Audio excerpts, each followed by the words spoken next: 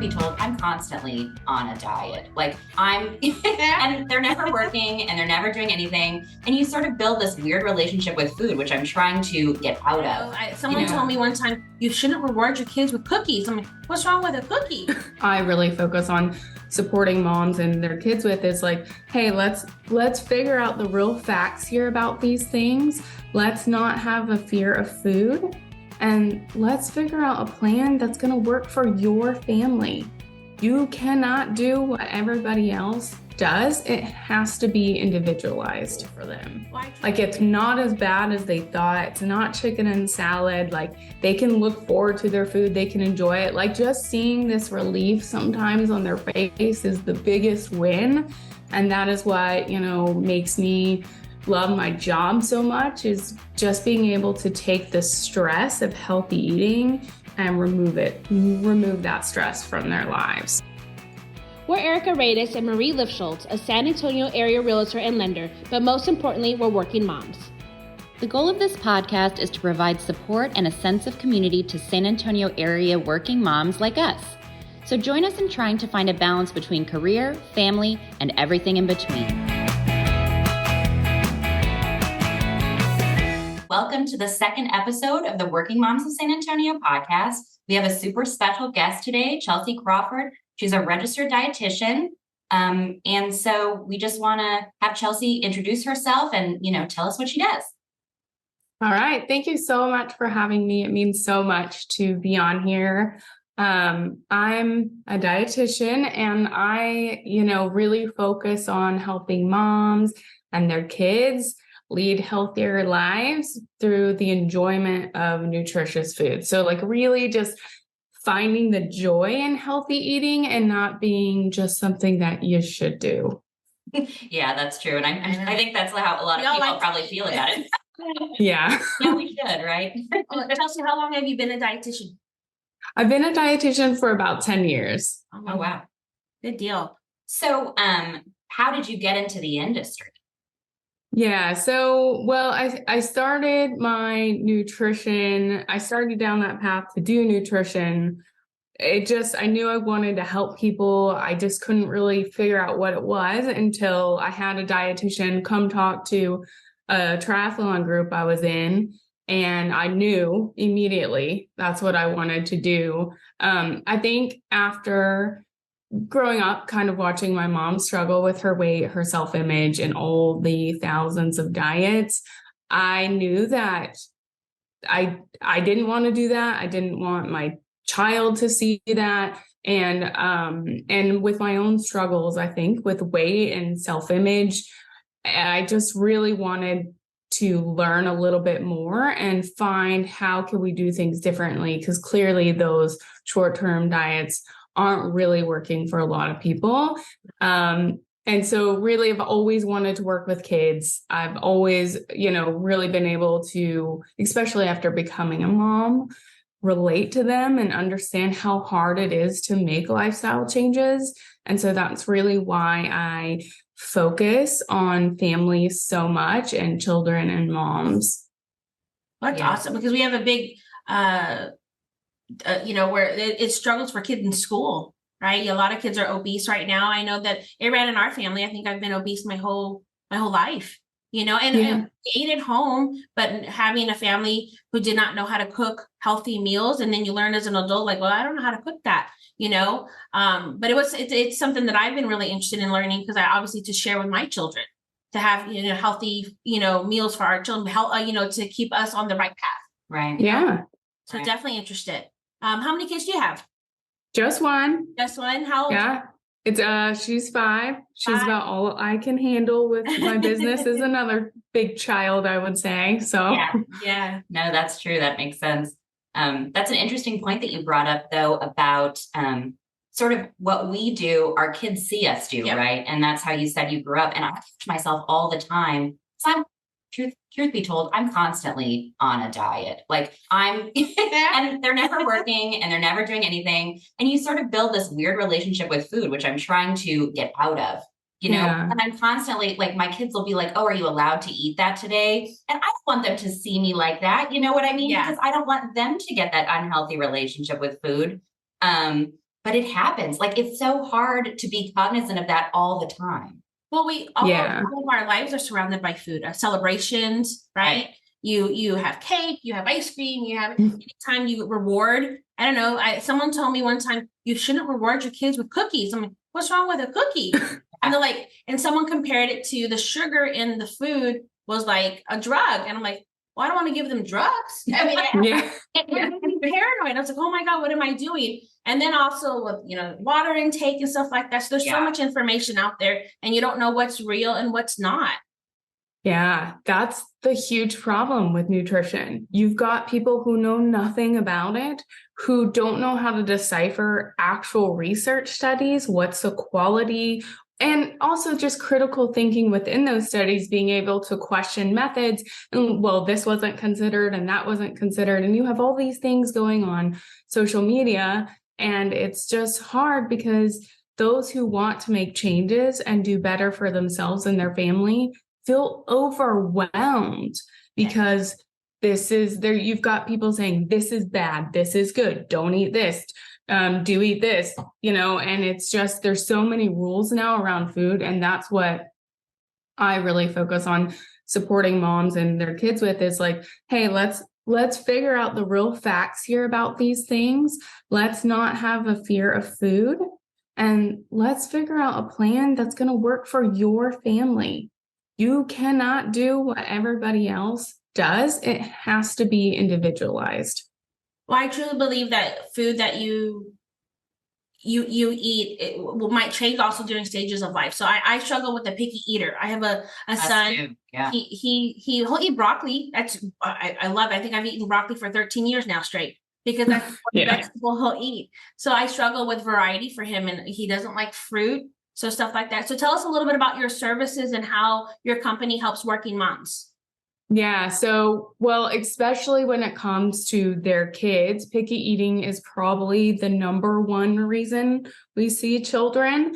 And that also stems from some picky eaters. We have a lot of kids who struggle with being overweight or obese, and that a lot of times comes from the picky eating.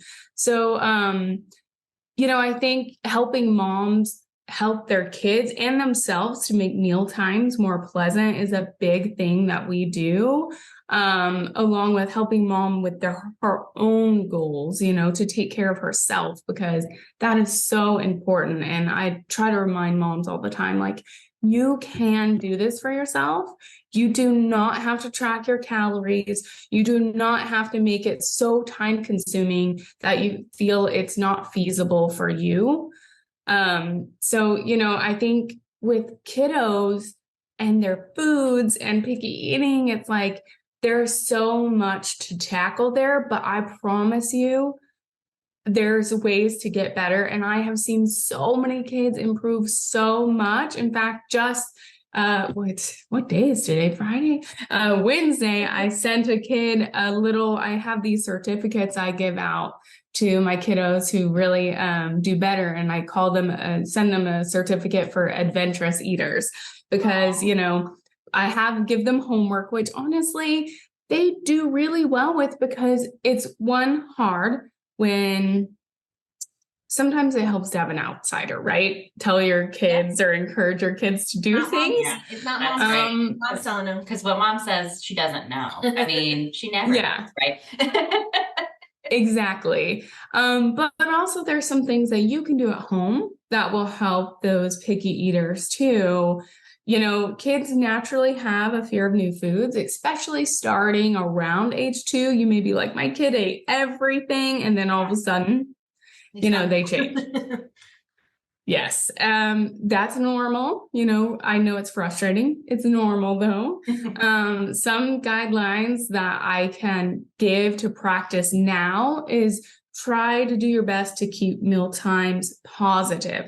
As frustrated as you are that they're not eating that thing, it is important that they don't start seeing mealtime as this time where they're going to be forced to eat something. And, it's kind of like the parent does decide what they're going to offer the child, but the kid gets to decide what they're going to eat on their plate. And there's ways, I know you're like, well, they're only going to eat that thing they want, but there's ways to help them get to and try the foods that you would like them to. And sometimes it's, one structured meal times. Like they can't, if they're snacking throughout the day, they don't have structure, they're going into meals never really hungry. Mm-hmm. And so they're going to be more picky about what they want. They're not gonna try that thing, that new food if they're not that hungry. And so having that structured mealtime is really helpful. Mm-hmm. The other thing is trying to get them involved, maybe being able to ask them out of these vegetables, what would they be willing to take a bite of? And then also asking them and just knowing their preferences. Usually kids like crunchy stuff. Don't give them a very soft cooked zucchini. It's not going to happen for most kids. That makes sense. That's interesting. Texture. Yeah, our middle daughter, Isabel, she will not eat any cooked vegetables hardly, but raw ones she loves. And so sometimes when I'm cooking, if I'm cutting cauliflower, we did this last night, I'll put a little bit to the side for her. She can eat it raw. And then the rest goes in the dish or whatever. So that's one thing that I have found that sort of works. Mm-hmm. I didn't know that was across the board that kids just don't like cooked stuff sometimes. Yeah. He's funny with texture. Yeah. It's he won't, if it looks like it's slimy or soft, he's not so he just likes broccoli. Yeah. Mm-hmm. Well, and sometimes, there's a difference between a picky eater and a kid that has something a little bit more going on. And so that's what we decipher too, is are they true picky eaters, like your typical, or do they have something else going on, like texture aversions, which really are underlying. So you have to treat that and then work to treat the picky eating. So there's also variations that you have to be aware of, because I've seen adults who never got treated for their aversions and they're still struggling and still eating the same handful of foods. Yeah. Wow. I didn't even really know that was a thing. He's always been funny, a little bit funny. Certain textures, he just doesn't like it. He won't even try it. Yeah. So I know that, taste buds change over time. Is that a true thing, Chelsea? Yeah, they do. They do change and they do adapt. And that's why we try never offer something just a handful of times and never again. Don't give up. Especially I would say, if you're already making something, offer it to them. And don't put so much weight on whether they actually eat it, because that's just stressing you out. And always offer them really small amounts. Don't overwhelm them. If they haven't had peas before, put 2 peas on their plate. Yes, it looks silly to you, but to them, it's a little more I might be able to do this, Yeah. That's a good tip. Well, I've always decided that, I'm always going to give them, for example, pushing fruit for my youngest was something I really wanted him to at least try it. And he wouldn't. I'm but I'm always going to offer it. I'm always going to put it in his lunchbox. I'm always going to have it cut up. And if it gets thrown away, I hate to waste food, but this is what happened. But eventually he might, I'm hungry enough, I'm going to try it. And he might like it, which he did that with oranges for the longest time. He won't eat the orange, but he likes to suck all the juice out of it. I'm we're getting somewhere. We're going forward. Absolutely. Yeah. I always tell this story about my daughter, because just because I'm a dietitian doesn't mean she didn't naturally hit that picky eating stage. But I've given her bell peppers. As an infant, young, she would eat it. But when she turned 2, I couldn't get her to eat them. And I've been offering to her for years. And one day she went to the fridge, saw the mini bell peppers and just started eating them. I was you've got to be kidding me. And then ever since then, won't eat them again. I'm just this is ridiculous. But I still offer them. Yeah. And, sometimes I'll say, at different ages, you could do different things. Because she's 5 and can comprehend. Sometimes I'll say, would you like to try a bite of this when it's crunchier, or a bite of this when it's softer? So sometimes I'm trying to push a little bit, not really giving her a choice of if she's going to try it, but this way or this way. Or would you rather try this carrot or this broccoli? And that kind of thing. And sometimes after, they try it and you're okay, well, what did you think? And you can just tell them, oh, your tummy didn't like it this time. Maybe it'll like it next time. Yeah. That was a big thing with my boys. It was I know you might not like it today, but you might like it tomorrow. So I'm always going to just try it each time. And they would like, nope, it's not today, Mom, it didn't work. Yeah. I think I have to get better about maybe giving choices. That's what I'm learning today. I feel like I'm one of those parents where it's like, this is what we're having, so you need to just have this. And I probably am getting negative results from my picky child. Well, I got a really big surprise. I made like an Asian chicken lettuce wrap last night, which I hadn't really done before. My youngest really likes Asian Chinese type food, and my other son doesn't. But I was like, I'm trying to find healthy ways to do stuff, and they both really liked it. I was like, holy cow, like this is cool. They really liked it. So, and they're teenagers now, so they're liking more stuff. But my youngest typically would not like. Why is it in lettuce? Yeah. I don't understand this. Why is it in lettuce? And he ate it. So I was like, oh, can we sprinkle a little bit of carrots? Like a little, and he's like, no, not right now. I'm like, okay, well, when does this work? So yeah. Yeah. Yeah, that's awesome. Mm-hmm. They'll surprise you sometimes. So just don't give up. It's like, you never know. Don't be a short order cook either, but it's important to give them some say, always have something on the plate that they know what it is. Yeah. Sometimes I'll just throw some strawberries or fruit or something that I know she'll eat, or goldfish along with parts of the other meal, because sometimes it helps them, like once they start eating, sometimes it helps them keep eating. And sometimes when they're dead set, how kids like, I want M&Ms now. Yeah. I don't want anything else. I need those M&Ms. Put a few M&Ms on their plate. It's fine. It's not going to ruin their dinner. It's probably going to help them regulate themselves and be able to eat their dinner because they're not going to get too upset. Yeah. Yeah. Do you have any advice for like the adults? Should we, and I know there's no should, but should we be eating more often? Should we be, some people say do 5 meals a day. Some people say do this, do this. When you talk, for your philosophy, do you have any like tips that you recommend for sort of adult eaters that are trying to eat healthier? Yeah, absolutely. So with adults, I would say it's really important to know that someone else's way of eating and maybe the way they got to their goals doesn't mean it's good for you. Right. There's no right or wrong. It's about what's going to work for you. A teacher cannot eat 5 or 6 times a day. Right. And some people struggle to have, their 3 meals a day. So it really depends on the person.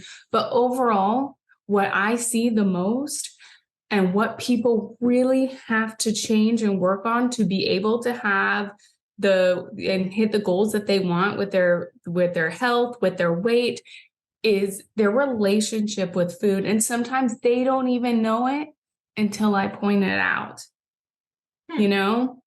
It's like, it's the emotional eating. It's the not being aware of it. It's not eating at the right times. Like maybe you're going too long without food. It's also not having that support to change it, because that is what's missing. And all of these fad diets, I guess you can say maybe they work for some people, but really, what does work mean to you? Like, I've heard people say, well, I did keto and I'm going to go back on it because it worked. And I'm like, well, if it worked, why did you regain the weight? Yeah. Right. And it's the underlying issue was not tackled. And sometimes it's also, people need that support. You're changing your eating habits. That's hard. Like, give yourself some credit and grace. Like, it's hard. It's okay. Support is out there. And sometimes people really just need to talk through things, get ideas, and kind of learn, decipher what's on the internet, right? Is this right or wrong? Should I be eating this or eating that, or avoiding this or avoiding that? Yeah. Well, it's like everybody has an opinion. Yeah. Right. And right. I think each person needs to find what works for them. So just because it works for you, Yeah. And my part was learning how to cook meals healthy. Making sure, and it's, as a busy mom, it's easy because we have practices, and I think we leave the house about 6 o'clock every morning for a practice in the morning on the way to school, and then you don't get home till after 6 o'clock in the evening to go through a drive-through and say, you know what, we got homework, everything else to do. Let's just pick up something and bring it home, and that's difficult. I noticed that the more if we eat out, it's more we don't sleep as well. we have stomach issues, stuff like that. So finding stuff that works for busy moms' schedules is difficult. And they're like, oh, meal prep. Well, that's great, but my weekends are full too. Yeah. It's hard, Yeah, absolutely. Yeah, I'm the queen of a very healthy 10 to 15 minute meal. That's how I live my life. And so a lot of times it's the education piece, like teaching moms how to do that, what they could do instead of picking up food. Because sometimes they don't want to, right? They don't want to go through the drive-thru and pick up food, but they don't want to cook. I totally get it. But there's a lot of healthy, convenient foods that you can like pair together to have a healthy meal really quickly. And, I always say, yeah, meal prep is one thing, but kind of brainstorming your meals, like what you might throw together, is another. And that helps you buy the right groceries, have the right things available. And then, you can have this list of meals that you just kind of heat up to have this like nutritious meal at the end of the day, but you didn't drive through somewhere. Right. Are there any tips like regarding grocery shopping and that sort of thing? We all know you go to the grocery store and sometimes things are packaged as healthy and they're absolutely not healthy. I've heard people say maybe you stay to the outside of the grocery store if it's like a little bit fresher. Do you feel like that's true? I think it kind of depends, right? Like, what is your interpretation of healthy? Right. And I think, yes, we've got most of our fruits, vegetables, and like protein items on the outside, but on the inside, there's still some really good stuff. There's some great, like 90-second quick cook grains that I like survive off of.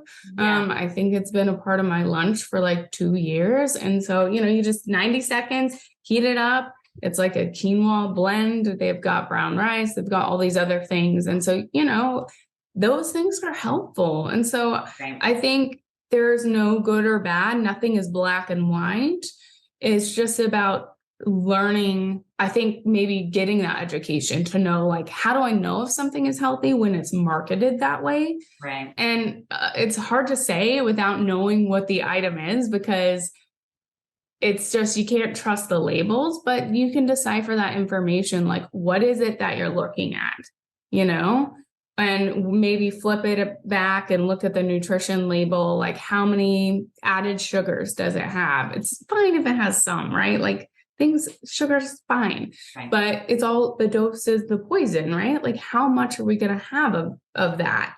And so just being aware, I think, like, blindly picking something out and not wanting to look at the label, it's like, just look so you can be aware of what you're consuming. Like, how much sodium does it have in it? Do you need to watch your sodium? How much fat? Do you need to watch your fat? All these things. But it's different for everybody based off of like their medical history and your genetics too. Yeah. I heard that if it goes bad, it's good for you. Yeah. Yeah. Well, that's true, like, right? There has to be some level of that.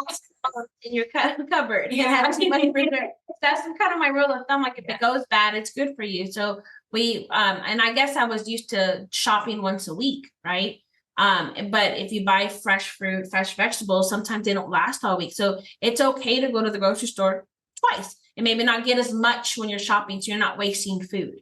I learned the habit, and it made a better difference. So I'm not, my bananas aren't all turning brown because I bought too much on Sunday and now they're not good, Thursday. So it's okay to stop by the grocery store and get some more fresh vegetables for that day. And I noticed I had spoken with someone else before that, and they are fairly healthy. And they would go, because I go to the grocery store multiple times. So I have fresh, food for that day if I'm going to cook it, which I'm like, I never thought of it that way. Yeah. Mm-hmm. Yeah. And I think, again, it comes back to, it depends, right? Like, it depends on the person. Like, what can you afford? What can you do? How much time do you have to go to the store? So don't put so much weight on what you should do or what would be better, right? Like, just focus on overall quality. And it's okay if you can't afford the fresh vegetables, or if they go bad, like, can's fine. It's still much more nutrient dense than a bag of chips. Right. Frozen is actually fantastic. They have, the really kind of the most nutrients, because as your food sits on the counter, like your fruits and vegetables, they kind of lose their, I mean, they're very nutrient dense regardless, but they do lose some over time. But those frozen fruits and vegetables are frozen at the perfect ripeness to really give you all the packed nutrients that you need. But again, like, it's about doing what you can do. Yeah. That makes sense. Yeah. That's all very reasonable advice. It's all smart. Chelsea, do your services teach people portion control? Yeah, that is one of the big things I work on. But beyond portion control, it's how to achieve it, right? Like, you can Google what your portions should be, but there is a difference between knowing what they are and being able to actually attain that. And there is reasons why you struggle with that. And that's what I work with, moms and families for, is like, why do you think you're struggling? Let's look into this. Like, what else do you have going on? What did the rest of your day look like? What type of movement do you have in your day? Like, it's way more complex, right? And so that's kind of where, you got to give yourself, some grace when you struggle with something, because it's so much deeper than that surface level. Yeah, it's not just about the food. There's like a psychological component as well that maybe we don't realize. Yeah, absolutely. I tend to go, if I go all day, like I'm starving. Oh yeah, and me too. And then I overeat. I overeat, or I don't make good decisions. Like, I just, I want that, and I'll be snacking and I'm cooking dinner. Like, what are you doing? Yeah, absolutely. Well, I want to know, what is your favorite thing about your job? Everybody's got a favorite thing, and probably a least favorite thing. But, what is your favorite thing? I think it's when I get this realization, I see the realization in people's faces that healthy eating is like achievable for them.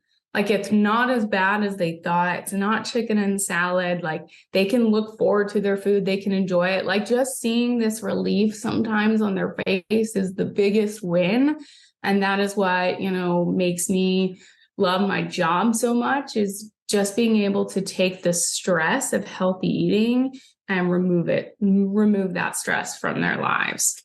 Yeah, that's such a good way to put it, because sometimes there is a stress. We're stressed because we're not doing it enough. We're stressed because we don't know what to do, Absolutely. And being able to remove that stress, that sounds great. That would be nice. Yeah. Well, now I guess if you want to tell the listeners how they can get a hold of you for your services and where you are all over the internet and all that fun stuff. Yeah, absolutely. So most insurances do cover nutrition at 100%. So a lot of times visits are completely free. So you can reach me and, book an appointment, or just reach out to me through my website. So it's www.fuelforliferd.com, all written out, no numbers in there. And you can also call us at 210-591-3640.